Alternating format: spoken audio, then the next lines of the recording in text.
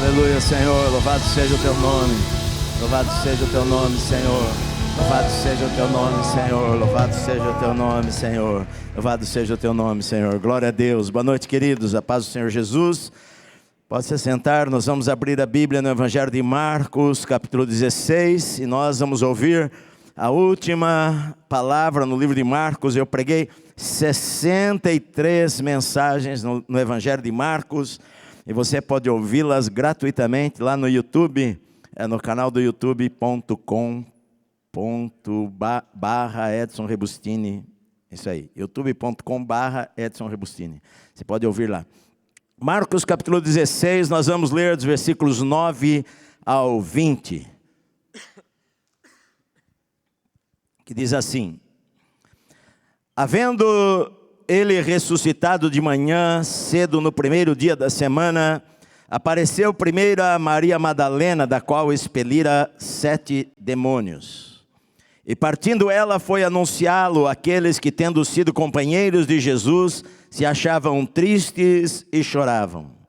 Estes, ouvindo que ele vivia e que fora visto por ela, não acreditaram. Depois disto, manifestou-se em outra forma a 2 deles que estavam de caminho para o campo. E indo eles, o anunciaram aos demais, mas também a estes 2 eles não deram crédito. Finalmente apareceu Jesus aos 11, quando estavam à mesa, e censurou-lhes a incredulidade e dureza de coração, porque não deram crédito aos que o tinham visto já ressuscitado. E disse-lhes: ide por todo o mundo e pregai o evangelho a toda criatura. Quem crer e for batizado será salvo, quem porém não crer será condenado. Estes sinais hão de acompanhar aqueles que creem. Em meu nome expelirão demônios, falarão novas línguas, pegarão em serpentes, e se alguma coisa mortífera beberem, não lhes fará mal. Se impuserem as mãos sobre enfermos, eles ficarão curados. De fato, o Senhor Jesus, depois de lhes ter falado, foi recebido no céu e assentou-se à destra de Deus. E eles, tendo partido, pregaram em toda parte, cooperando com eles o Senhor e confirmando a palavra por meio de sinais que se seguiam. Amém.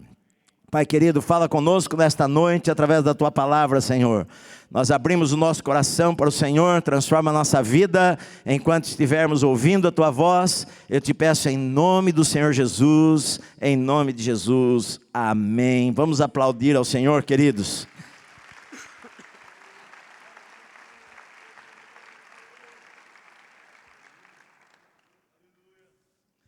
Queridos, antes de eu falar propriamente do texto, deixa eu explicar algo para vocês. Na maior parte das Bíblias que você talvez carregue aí na sua mão, tem em casa, este texto está entre colchetes. Quando está entre colchetes tem um significado. Algumas Bíblias trazem já embaixo uma nota dizendo que dos versículos 9 ao versículo 20, esse texto não consta em uma boa parte ou alguns dos principais manuscritos que foram encontrados do Novo Testamento. Então, para muitas pessoas, o livro de Marcos, na verdade, ele termina de uma forma abrupta no versículo 11, quando as mulheres vão ao túmulo e elas veem o túmulo vazio e elas fogem dali possuídas de temor e de assombro e de medo, ficaram caladas. E para muitos o Evangelho de Marcos termina aqui neste versículo de uma forma, digamos, para deixar as pessoas pensarem em alguma coisa, o que é que aconteceu depois, já que Marcos está escrevendo para os romanos. Na verdade, queridos, você sabia que dos livros antigos a Bíblia é o que tem o maior número de cópias antigas? Tem aproximadamente 25 mil manuscritos do Novo Testamento guardados.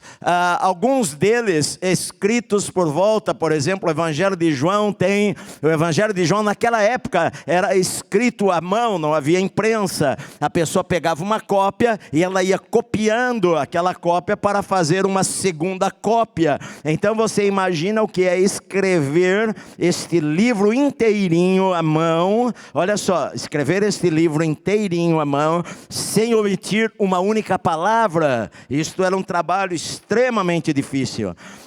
Então, há manuscritos, por exemplo, do Evangelho de João, que datam por volta do ano 150 depois de Cristo.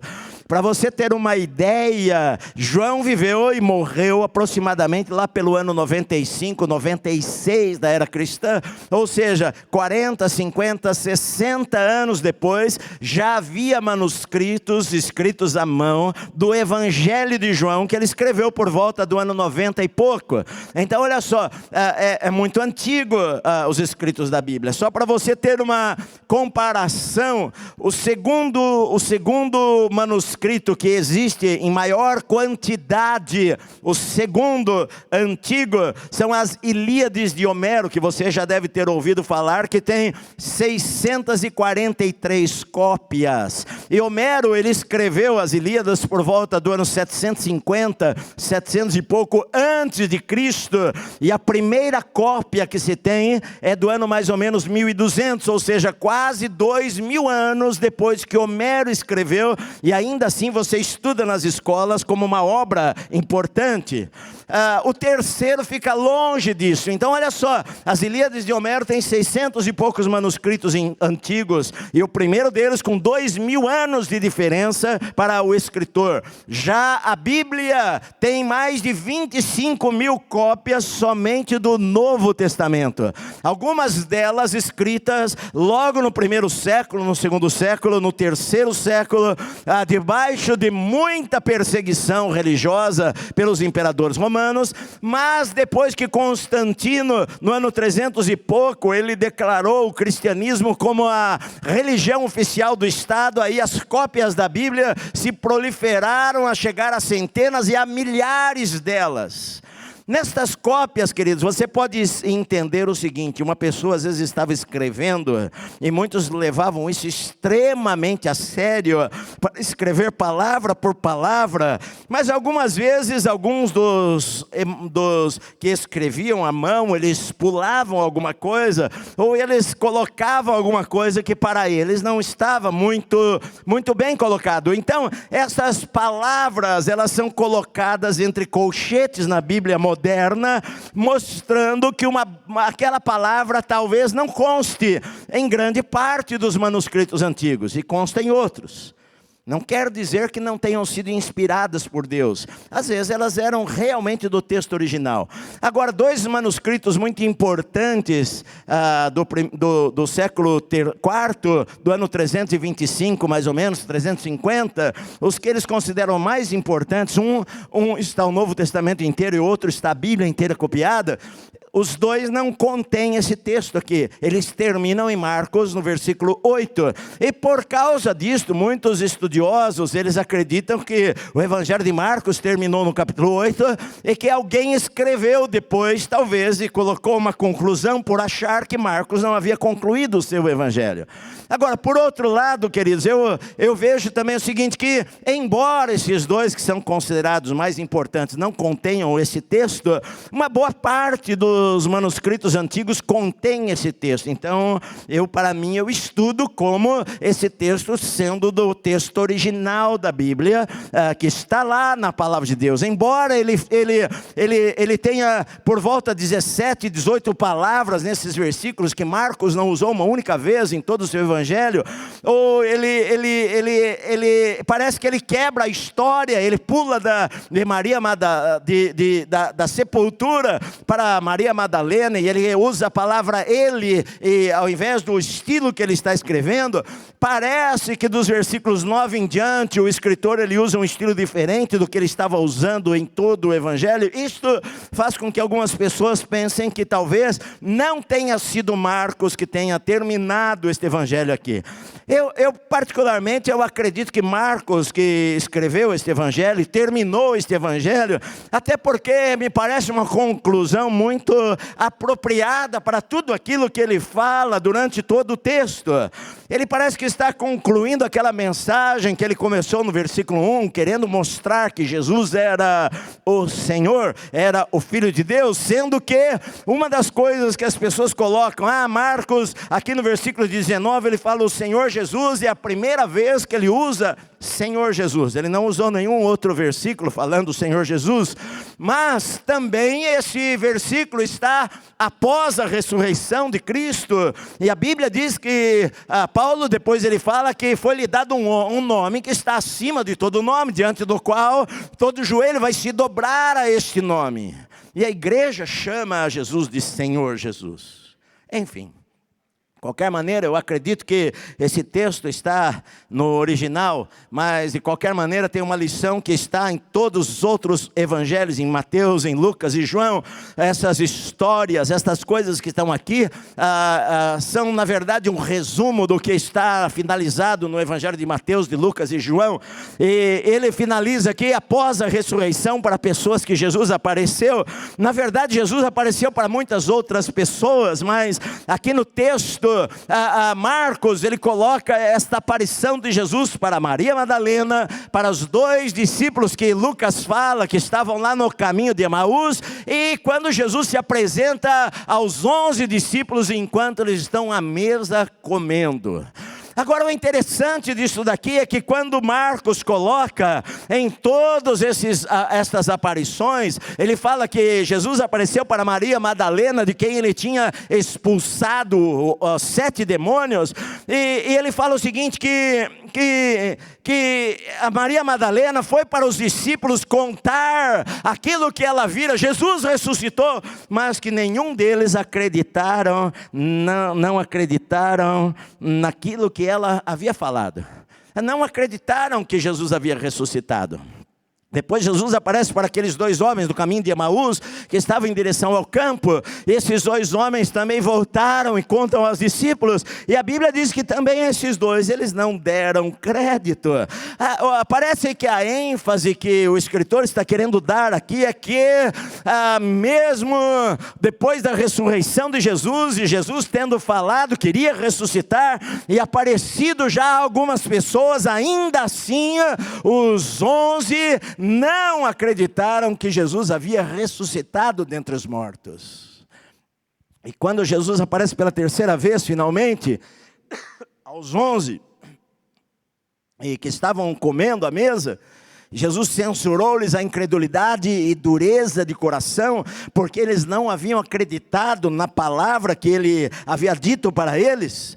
Na verdade, me parece que aqui Marcos está nos chamando e mostrando a importância de tudo aquilo que ele escreveu e de tudo aquilo que ele está dizendo, a importância da fé e de que nós precisamos crer. Até porque Jesus depois fala para eles no versículo 16, quem crer e for batizado será salvo, quem porém não crer já está condenado, será condenado.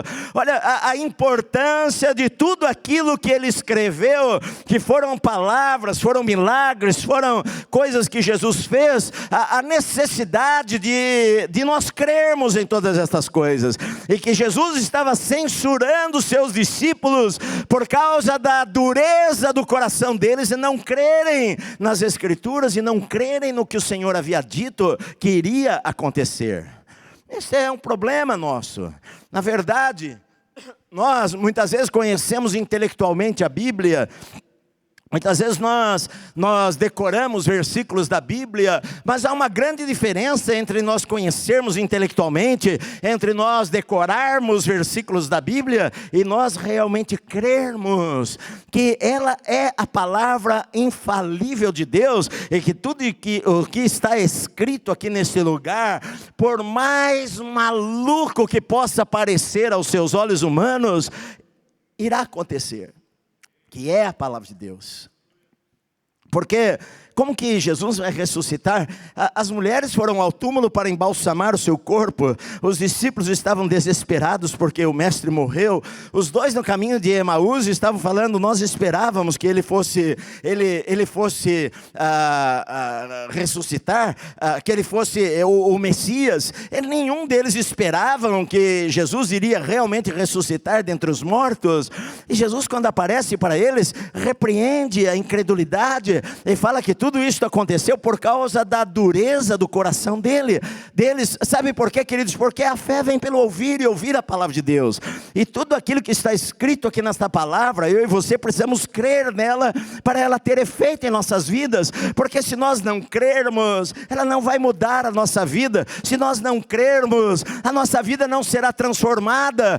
Se nós não crermos, nós não vamos ver milagres acontecendo e nós vamos perder a esperança. Porque o que está escrito aqui é a verdade de Deus para mim e para você.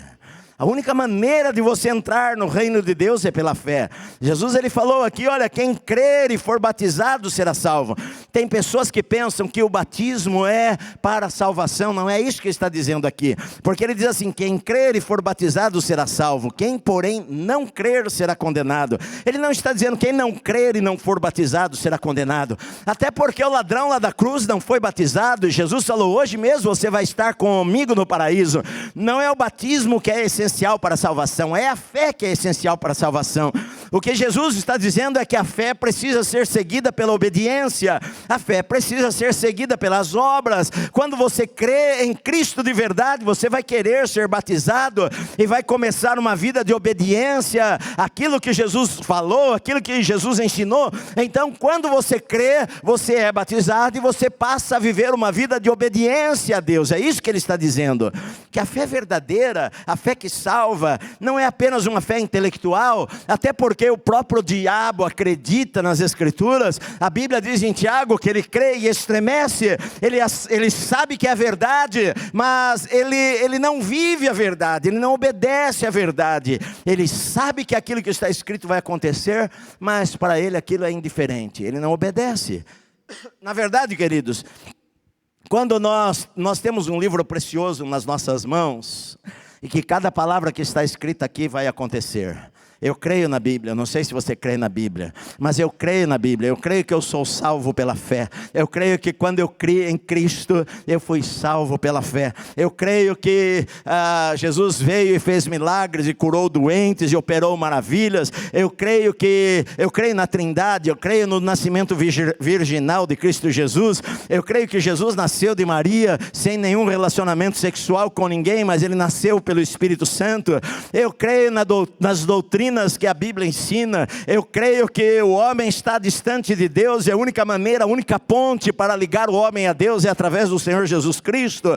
Eu creio que não há um outro caminho a não ser Jesus, porque ele falou, eu sou o caminho, a verdade e a vida, e ninguém vem ao Pai a não ser através de mim. Eu creio que ninguém mais pode nos ligar a Deus a não ser Jesus. Maomé não pode nos ligar a Deus, Maria não pode nos ligar a Deus, os santos não podem nos ligar a Deus. O único que pode perdoar os meus pecados, os seus pecados, é Jesus Cristo, através da sua morte, do sangue derramado, que serviu de expiação pelos nossos pecados, através da sua justiça que cobriu a minha vida e a sua vida. Eu creio na salvação eterna, eu creio no céu, eu creio que existe inferno, porque a Bíblia diz que existe inferno. Eu creio que quem crê em Cristo vai para a eternidade morar com Jesus, e eu creio no castigo eterno daqueles que não creem no Senhor. Eu creio na Bíblia, meu amado, é a palavra de Deus, e Jesus censurou a incredulidade deles. Jesus censurou a incredulidade deles. E às vezes no nosso dia a dia nós falamos que cremos em Deus também, mas se nós crêssemos realmente na Bíblia, nós não precisaríamos ficar desesperados como nós ficamos. Se nós crêssemos realmente no que o Senhor falou, nós iríamos confiar mais e descansar mais e dormir melhor, e estar livre das nossas preocupações e ansiedades, porque a Bíblia diz que Ele tem cuidado de nós. Nós iríamos estar livres sabendo que o Senhor é o meu pastor e nada vai me faltar. Eu iria estar crendo que o Senhor controla e conhece cada detalhe da minha vida, que Ele continua continua sentado sobre um alto e sublime trono, que reinos desta terra virão e vão embora, mas que o reino do Senhor é eterno. Eu creio na Bíblia, meu amado, eu creio na palavra de Deus. E é isto que Marcos está dizendo, que na verdade a ressurreição, aqueles homens não creram, e Jesus censurou a incredulidade deles, porque o seu coração era duro, e eu não quero que o meu coração se torne duro, em desacreditar das coisas que o Senhor falou.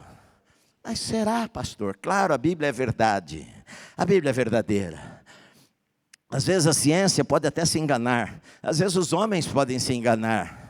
Às vezes a ciência pode dizer que você surgiu do macaco, ou às vezes a ciência pode falar alguma bobagem, e que são teorias, como a teoria da evolução, mas eu creio na Bíblia, eu creio que Deus criou o homem do pó da terra, eu creio que Deus deu um sono para o homem, e abriu a costela lá, e tirou uma costela, abriu o corpo do homem, tirou uma costela, e dele formou uma mulher, e Deus criou homem e mulher, e dos dois Deus fez uma descendência, e falou para Adão e Eva, olha, multipliquem-se e encham a terra, e realmente eles se multiplicaram e encheram a terra, e hoje nós estamos aqui por causa disso daí. Eu creio na palavra de Deus, meu amado, eu creio naquilo que os profetas falaram, eu creio nas escrituras, no Novo Testamento. Eu não posso endurecer o meu coração à palavra de Deus, porque alguém falou alguma coisa sobre a palavra de Deus. Sabe por quê? Porque os homens vão morrer, os homens vão desaparecer, as suas histórias vão ficar no esquecimento, mas a palavra de Deus vai permanecer, porque ela é eterna, meu querido. Ele é o livro mais lido da história da humanidade, mais traduzido da história da humanidade, e as pessoas, algumas delas podem zombar da Bíblia, mas elas vão morrer, e milhares e milhões de pessoas em todo o mundo vão continuar lendo a Bíblia todos os dias em sua casa, e adorando a Deus, porque aprenderam através das Escrituras. É isso. É uma ordem, um chamado para nós crermos. Segunda coisa que fala aqui nesse texto, que é uma ordem para nós irmos.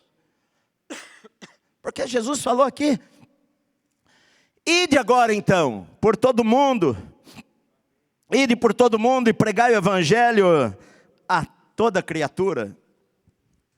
O texto está no verbo contínuo, indo. A ênfase aqui em si não está no ide, mas está dizendo assim, enquanto você vai, prega o evangelho. A ênfase está em pregar. Enquanto você vai, prega o evangelho. Prega o evangelho. Fale de Cristo. Jesus falou para eles, olha só, depois da ressurreição, Jesus entrou lá na casa, sentou com eles à mesa e falou para eles, olha, enquanto vocês forem, vocês preguem o evangelho a toda criatura. Preguem para todas as pessoas que vocês encontrarem no caminho.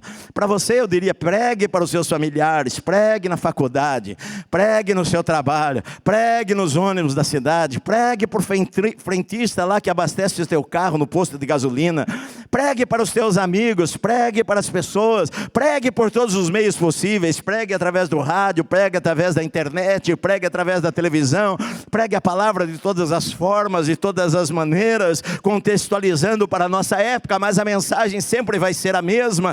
Você pode mudar o estilo de roupa que você usa, mas a mensagem vai ser sempre a mesma. Você pode ter a igreja acesa ou apagada, mas a mensagem vai ser sempre a mesma. Você pode filmar ou não filmar os cultos, mas a mensagem vai ser a mesma. Ide por todo mundo e pregai as boas novas, pregue que Jesus morreu pelos pecados das pessoas e que elas são salvas quando elas creem em Cristo, seja em qualquer língua da face da terra, meu amado. Esta é a ordem de Jesus, uma ordem para você ir e pregar o evangelho a toda criatura.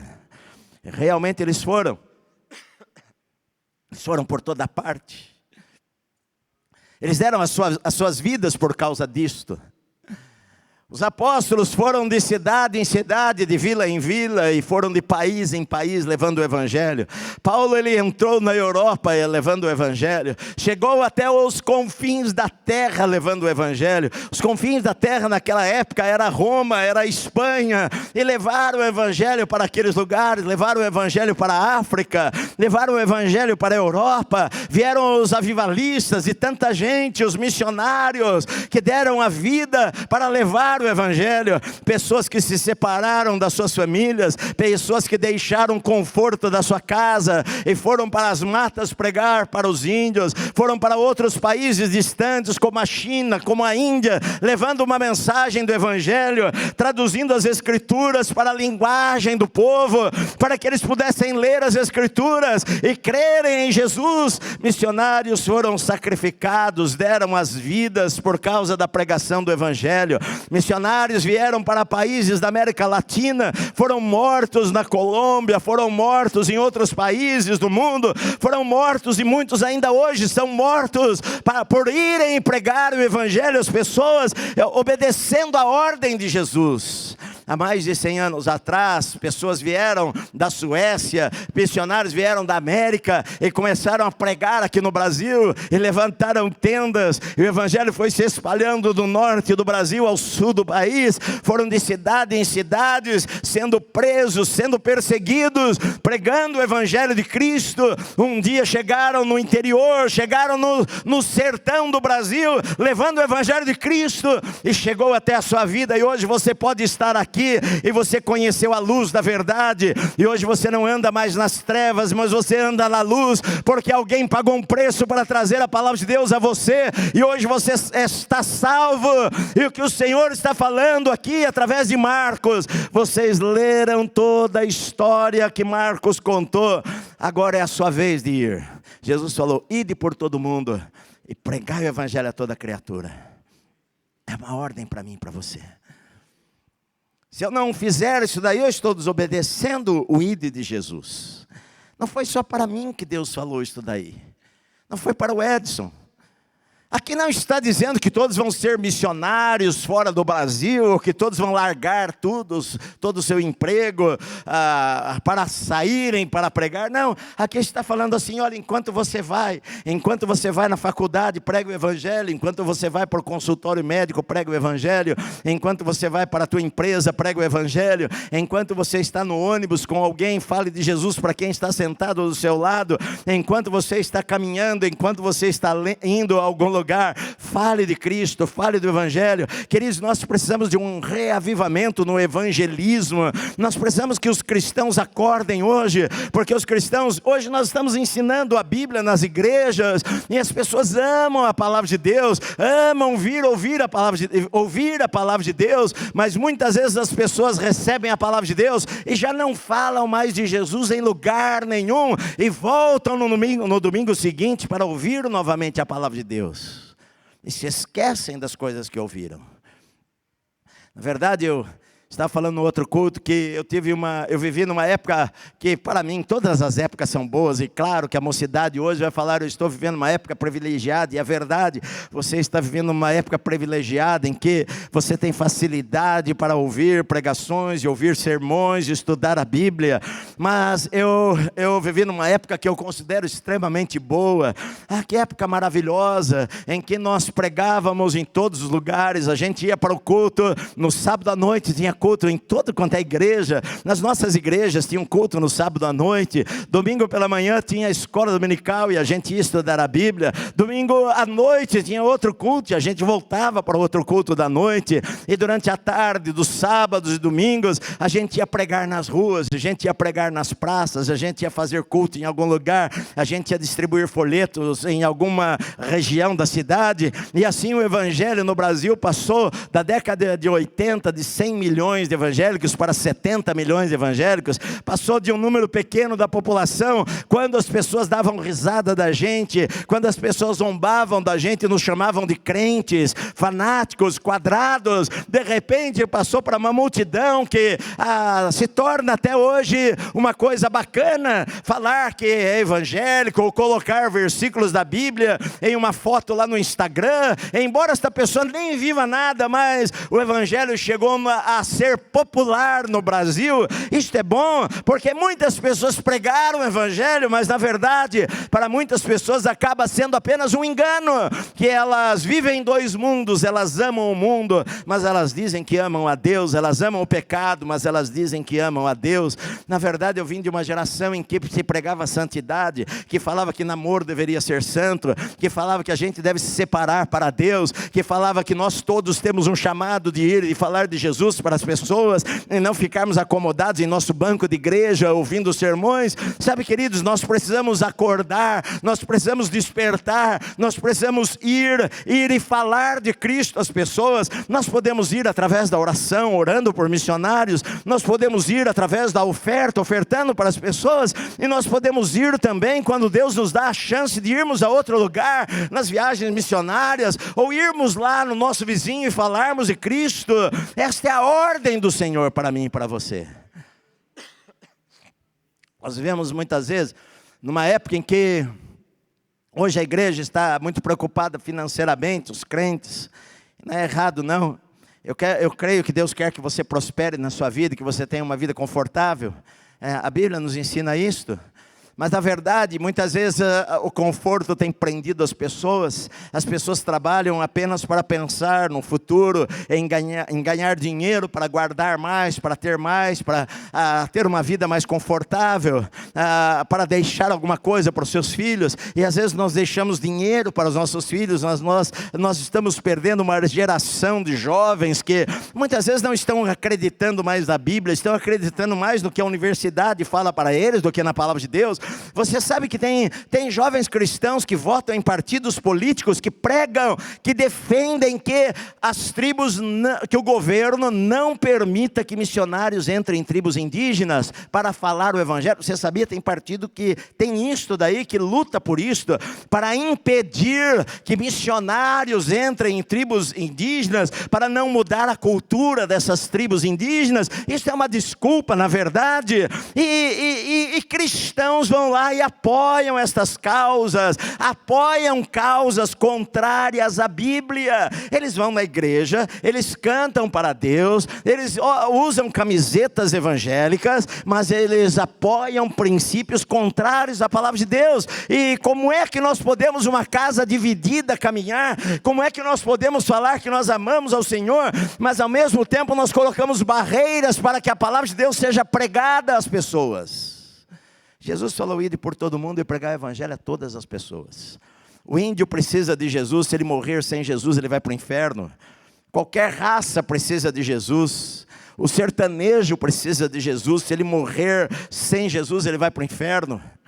Por isso que nós vamos para o sertão, por isso que nós quisemos abrir igrejas em cidades onde não há igrejas. É por isso que nós fomos para cidades no Rio Grande do Sul, fazendo culto nas praças, para levar o evangelho em cidades brasileiras que não tem uma única portinha aberta para falar de Cristo, em que as pessoas dependem da internet, dependem de rádio, dependem de televisão, para ouvirem alguma mensagem de um pastor, porque na sua cidade não tem nenhum pastor.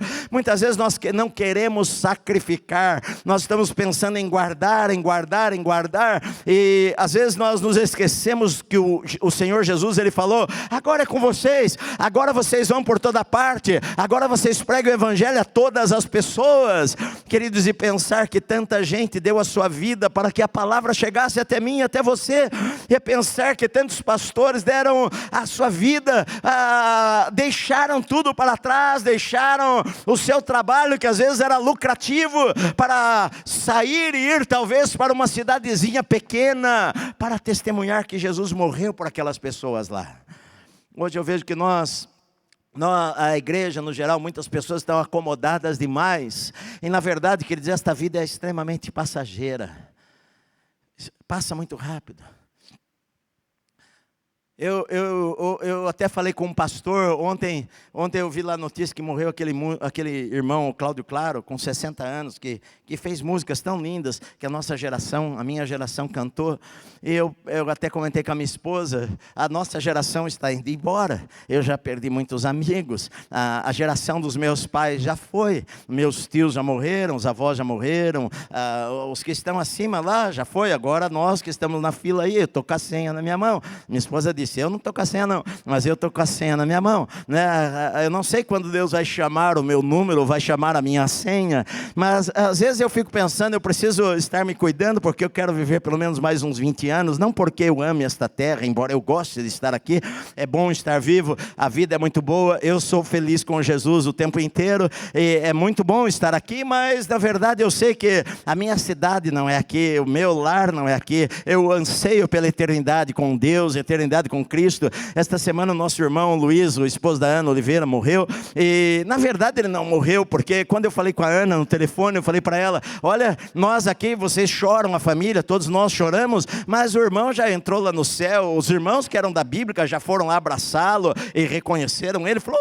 Luiz, bem-vindo nesse lugar, e o Senhor Jesus já o abraçou, recebeu, e ele falou, este lugar é maravilhoso. Quando nós chegarmos ali no céu, nós vamos ficar impressionados com a glória de Deus, com a presença de Deus naquele lugar, e vamos pensar, puxa vida, eu deveria estar aqui mais cedo, como esse lugar é maravilhoso, eu creio no céu, eu creio na eternidade, meu amado, mas muitas vezes parece que nós não cremos na eternidade, porque nós vivemos toda a nossa vida aqui nesta terra, todos os nossos planos são para cá, os nossos projetos estão aqui, aqui está a nossa casa nova, aqui está o nosso carro novo, aqui está a nossa roupa nova, aqui estão os nossos planos, aqui estão os nossos planos, aqui estão os nossos projetos, a nossa profissão, a nossa vida, e de repente Deus chama a nossa senha e tudo isso vai ficar para trás, e a casa vai ficar para trás, e o carro vai ficar para trás, e as roupas vão ser doadas, e a vida acabou para nós, e na verdade nós vamos entrar na eternidade, nós não fizemos nada para Deus,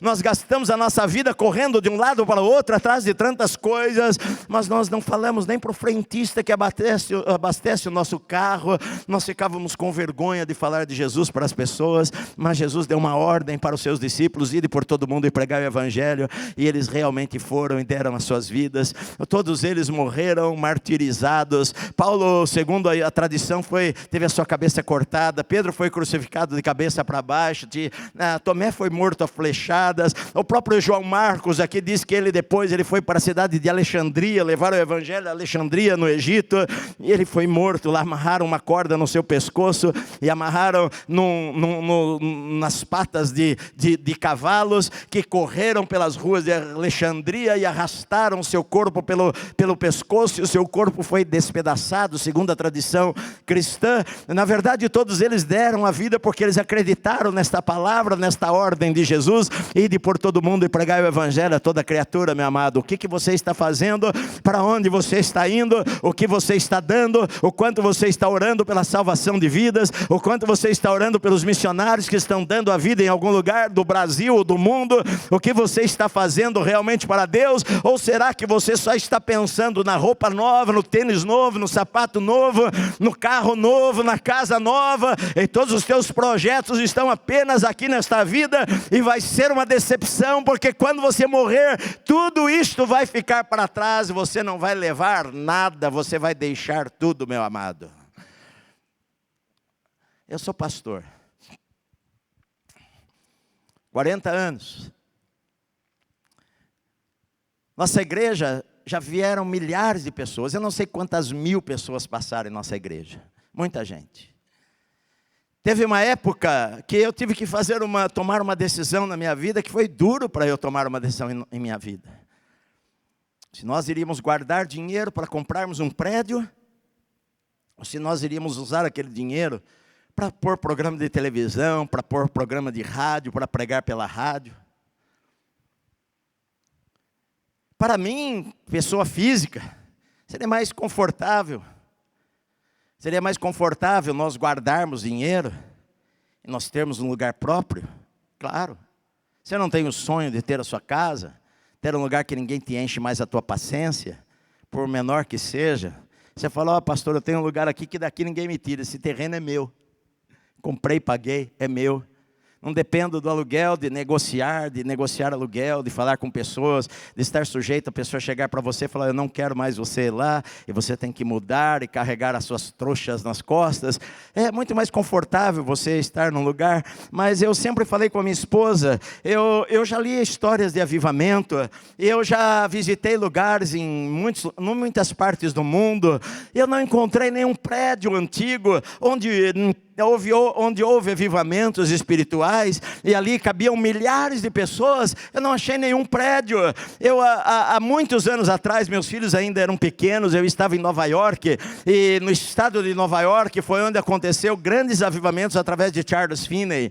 Eu tenho em casa uma máquina fotográfica que eu achei que até era muito caro, que eu comprei lá por um preço barato em dólar, mas eu pensei, deve ser caro, porque é muito antiga. Aí eu pus na internet para procurar e vi que ela custa lá $50. $50, eu pensei que custava milhões. Não, $27 você compra uma, pela internet.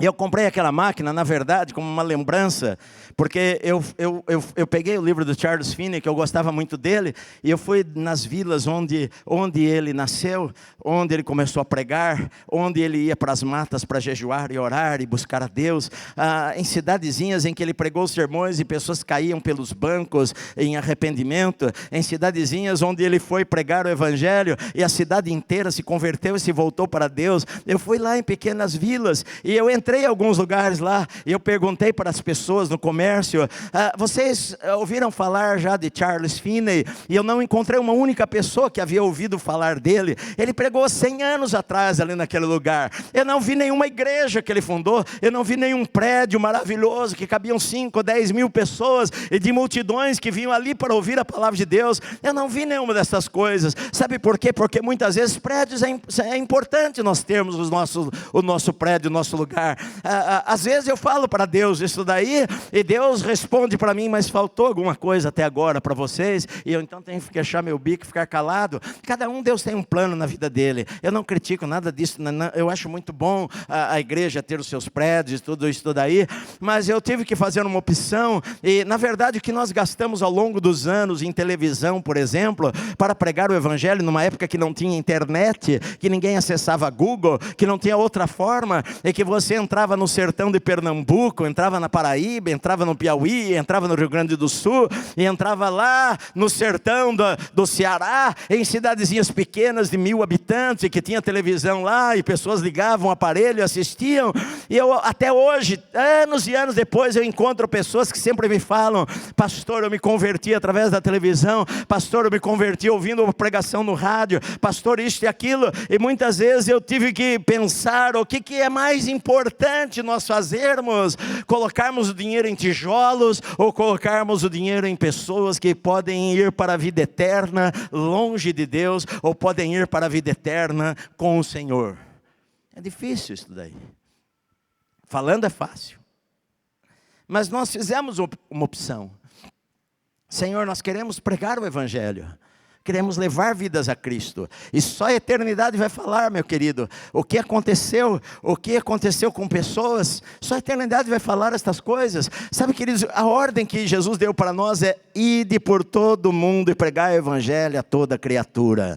Você precisa amar esta palavra, você precisa orar sobre esta palavra, você precisa contribuir sobre esta palavra, você precisa, indo pelo caminho, falar de Jesus, sobre aquilo que o Senhor fez por cada pessoa, e levar esta pessoa da perdição para a vida eterna em Cristo Jesus. Amém, meu amado? Terceiro lugar, a continuação de um ministério sobrenatural. Jesus, ele falou o seguinte: estes sinais hão de acompanhar aqueles que creem. Em meu nome expulsarão demônios. Em meu nome expulsarão demônios. Em meu nome falarão novas línguas. Em meu nome pegarão em serpentes e elas não vão matá-los. Em meu nome, se vocês beberem alguma coisa venenosa, algum veneno mortífero, não fará mal algum a vocês. Em meu nome, enquanto vocês forem colocarem as mãos sobre os enfermos, aqueles que crerem, eles serão curados. Jesus falou isso daí para nós. Olha, a igreja tem um ministério sobrenatural. A igreja e a vida cristã é uma vida sobrenatural. Esses sinais vão acontecer e vão seguir as pessoas que creem. Esses sinais você vai falar em línguas estranhas, você vai colocar as mãos sobre os enfermos e vai curá-los.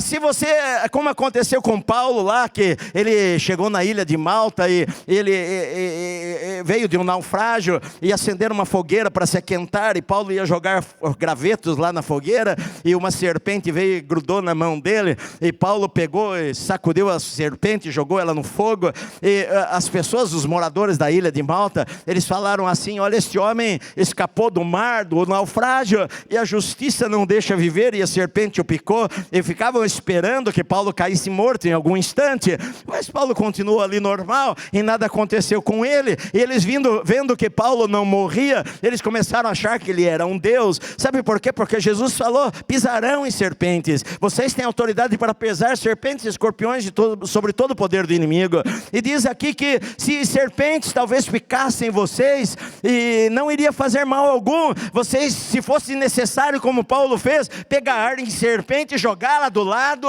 vocês não iriam morrer por causa disso daí. Não está falando, querido, gente, tem seitas nos Estados Unidos que pegam este versículo aqui e convivem com cobras, e muitos morreram por causa disso, estão picados de cobra. Não foi isso que Jesus falou. O que Jesus falou foi que enquanto você está pregando o evangelho, se você for numa floresta e pregar o evangelho lá, e se uma serpente picar você, o Senhor vai guardar a sua vida para que você não morra. Na época das tendas no Brasil, tantas histórias aconteceram. Eu me lembro de uma história que contavam na época que eu ainda morava lá em Rio Claro, em que de evangelistas que pegavam as tendas e iam pelo interior de São Paulo, e tinha um deles que colocavam lá atrás do púlpito, numa mesinha lá, uma água lá, às vezes um suco para ele tomar depois da pregação. E havia muita perseguição naquela época, e alguém querendo matar o missionário, levantou lá a tenda lá no fundo e jogou veneno dentro do copo, e o pastor terminou de pregar e foi para lá e pegou e tomou aquele suco que estava lá, e a pessoa ficou esperando que desse alguma coisa, que ele passasse mal, mas ele não passou mal e voltou. A semana seguinte estava lá pregando, no dia seguinte era culto diário nas tendas, estava pregando normalmente, e a pessoa se converteu falando: eu queria matar o pastor, mas não consegui matar o pastor. Sabe por quê? Porque o Senhor falou: enquanto você crê, esses sinais vão acompanhar aqueles que creem. Você vai ver uma vida sobrenatural em Deus. É isso que Deus tem para a sua vida, meu amado. E a Bíblia diz aqui que eles foram, e de fato o Senhor Jesus, depois de ter falado, foi recebido no céu, assentou-se à direita de Deus. Por que Jesus se assentou? Jesus se assentou porque está concluída a obra dele. Tudo aquilo que ele precisava fazer por nós, ele já fez. Ele falou: está consumado, terminou, tetelestai, o preço foi pago, agora vocês vão, agora é com vocês. Eu estou assentado sobre um alto e sublime trono, reinando sobre a face da terra, reinando sobre tudo. E a Bíblia diz que eles, tendo partido, eles pregaram em toda parte, cooperando com eles o Senhor e confirmando a palavra por meio de sinais que se seguiram. Os sinais seguiram a igreja. Eles colocaram as mãos sobre doentes e os doentes foram curados. Eles expulsaram demônios, eles ressuscitaram mortos, eles pregaram o evangelho e vidas foram transformadas em toda a terra, meu amado. E hoje é o que o Senhor fala para você, é o maior chamado que você pode ter na sua vida. Deus pode estar chamando você para dar a sua vida, para deixar tudo para trás, para você e sua esposa deixarem talvez o seu trabalho, deixarem os seus projetos e serem missionários em algum lugar. Talvez Deus esteja chamando pessoas sim, porque Ele continua chamando, mas talvez não. Talvez o chamado de Deus é para onde você está, que você no teu consultório, você ore com as pessoas e fale de Jesus a elas, que você na tua empresa, você ore ao Senhor pelas vidas daquelas pessoas e fale de Jesus a ela. Todos nós temos uma missão a fazer, meu amado, e uma carreira a completar. Esta mensagem do Evangelho de Marcos, ele termina dizendo, olha, no meio de uma perseguição, Marcos foi escrito por volta do ano 66 a 70, no ano 64, o imperador Nero, incendiando Roma, ele culpa os cristãos são perseguidos, Pedro é morto no ano 64, o apóstolo Paulo é decapitado, cristãos fogem de Roma para poupar e salvar a sua vida, cristãos são jogados em arenas romanas para darem a sua vida. E Marcos escreve o evangelho no meio de perseguição para mostrar que Jesus continuava sentado sobre um alto e sublime trono, e que a ordem era agora para nós irmos em todos os lugares, levarmos o evangelho a todas as pessoas. E eu quero obedecer a palavra de Deus e obedecer o ID, meu amado. E você? O que você vai fazer? Certa vez eu li uma história, só para eu terminar. Eu li uma história na Mensagem da Cruz. Uma revistinha que tinha, chegava na minha casa, eu era novo convertido. Estava contando uma história de um rapaz que, lá no seu trabalho, estava lá e um amigo dele caiu agonizando no chão. Não sei se teve ataque cardíaco, o que foi. E ali, sem respirar, ele falava, me ajuda, me socorre.